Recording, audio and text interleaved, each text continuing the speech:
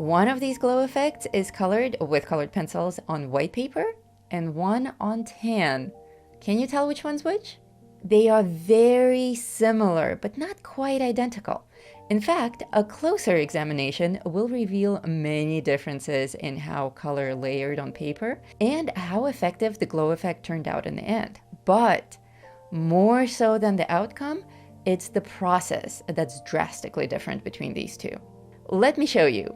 And let's time these. At the end of this video, you'll be surprised by the things I learned while conducting this side-by-side experiment. And you'll be armed with all the tools and all the knowledge that you need to pick the perfect paper color for your next coloring project. So here I have my two identical images printed out, one on warm tan-toned paper and one on cool white. Both papers are 80-pound cardstock, so the tooth or texture is the same. Now, this tan is a bit darker than what I usually use for my coloring, but for the sake of science, I thought we would do it right. And this is literally as dark as I recommend for a glow effect. Reason being, we need the white to actually remain white for as long as possible. We don't want to fight with that background color. And that is why I'm using white charcoal. This handy little tool is amazing. It's so much stronger in pigment than white Prismacolor pencil, for instance. If your paper is not quite as dark as mine, feel free to use a white pencil from any brand instead. Whatever makes you happy. This page, by the way, is up as a free download in our academy. It's easy to draw, so go grab it, print it out on whatever paper you want, and color along with me. And look at that. Only 9 minutes in and it already pretty much looks like a glow effect. This, in a nutshell, is the beauty of working on toned paper. But we're only getting started. Over on the white side, we now have to achieve the same effect. But the process, it's all backwards. We have white already, so we need to add all of this shading to the background. And that's a lot of background shading. Fortunately, we have all clocks, so keep an eye on those. 25 minutes in, and we only got this one layer of like a pale wash. Now we need to add another color to strengthen the look and also to start matching the desired hue. Light umber over this burnt ochre is starting to look quite nice. And don't worry about matching my exact colors. I'm working with Prismacolor, and I will pop up pencil names on the screen as they change, but ultimately, work with what you have. I always say use the tools that are available to you. Try to match my mood, my feel that I'm going for in these demos, rather than matching exact pencil names. 45 minutes to get to this stage versus the 9 minutes we did on tan paper.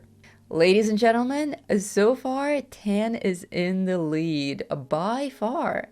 But wait, white may still get ahead. Give it a chance. Back on the tan side, we're priming the background with the same brown pencil as we did on the white side. And look at the huge leap forward. Holy cow. Already so much contrast and the color layering seems to go faster. This is a beautiful glow effect already. The color I'm using here is terracotta, and it's a strong reddish brown. This is going much faster, mainly because of that dark undertone. We're not fighting to eliminate everything that's white and may shine through. We can afford to shade a little sloppier, for lack of a better word, but still achieve smooth-looking results. Another point for tan. Now, to build up the same background hue and saturation on the white side, we need to layer not only brown, but ochre as well, to mimic that warm golden undertone we have on the other side. This background is taking much longer, but there's a sharpness here that's not present on the left. We put in more work, but we also have more control of gradients, color specificity, and detail. I ran a poll in our community, and I was surprised to find that 80% of you color on white paper, while the remaining 20 are divided between tan, gray, and pale pastels for your coloring projects. Now, white is a traditional, but toned paper is so easy to come by these days. I hope that by the end of this video, I will convince you to give it a shot. Of course, most coloring books are printed on white paper, and for that purpose, I think mastering both techniques is essential. In Fantasy Glow Effect, we practice both. And we practice on small-scale illustrations that you can knock out quickly. Unlike this effect, oof, look at that clock. We're at an hour and a half already on the white side, only at about 40 minutes on the tan. But the differences are starting to surface. Some of you will find working on white more appealing, despite it taking considerably longer. Now that the two sides are pretty much equal, finally, we can add some yellow glow. On the left, we're working over white charcoal and are kind of fighting against that background color. This is as light as this glow effect will ever get without adding any other media. Doing the same thing on white paper reveals a cleaner, brighter yellow. Suddenly, the tables have turned. While on tan paper, we're getting a more sfumato, kind of a painterly look. The white paper is proving to deliver clearer colors and higher definition. Remember that this paper is quite a bit darker than what I usually work on. You may have seen some of these projects. If your paper color is lightly toned, you won't need to struggle to keep this white a pure white, like I am right now. And in fact, if your paper is quite light, you can even use a white Prismacolor instead of the white charcoal. But the struggle is real, so I would say white is in the lead right now. To create a proper glow effect, we must achieve a high contrast. And for that, we need to add really, really dark hues, starting with a deep violet. Suddenly, the tan coloring is glowing strong again, and the shadows are looking truly real and very much like an old painting. On the white side, on the other hand, we ran into a minor complication. Adding more layers is proving to look a bit patchy, a little textured. You can never truly cover all of the white undertone, and that's becoming even more obvious now that we're adding really dark colors. Will adding more layers help or hurt? We shall see. We don't have this problem on the left though, but the overall look is quite different on tan. Darker shadows and less definition is making it look like an old oil painting, a very desirable look in my book.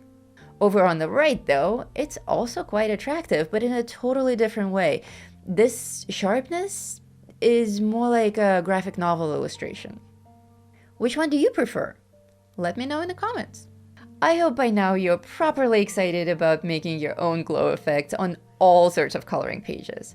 And if that's the case, remember to grab that super duper discounted glow effects bundle where you get one huge coloring course, one advanced glow effects course for half the price, and this complete recorded process with my written commentary for free. Click the link in the pinned comment and go directly to the bundle, or scan the QR code that you see on the screen. Oh, now for the scary part. And you can't skip this step. It's important, especially for glow effects. That's right, boys and girls, we're adding black. Using black on the tan coloring demonstrates that sharp detail can be achieved after all. Huh, who would have thunk? This gives us even more flexibility. Now we can tweak and tune just how painterly we want this to be. Maybe tan is in the lead after all. On the white side, black continues to point out that paper texture and that white undertone that's not always very desirable. See all the little specks? Yeah, that's not going to happen on every single type of paper. If your paper is smoother, you may not have that problem, but you will probably have some others. It's always a trade-off. Still, even on the white side, it's a very attractive look.